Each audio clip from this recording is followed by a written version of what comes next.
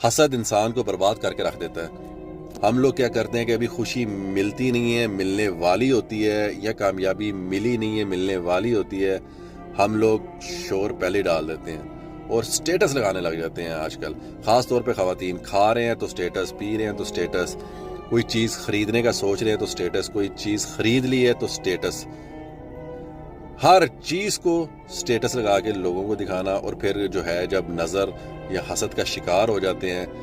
تو پھر کہا جاتا ہے کہ ہمارے اوپر کسی نے کروایا ہے، حالانکہ یہ ایک نظر بھی ہوتی ہے اور انسان جو ہے اس کا شکار ہو جاتا ہے، اور گھر میں کئی لڑائیاں شروع ہو جاتی ہیں، میاں بیوی میں، گھر کا سکون برباد ہونا شروع ہو جاتا ہے، کاروبار میں نقصان ہونا شروع ہو جاتا ہے۔ تو پھر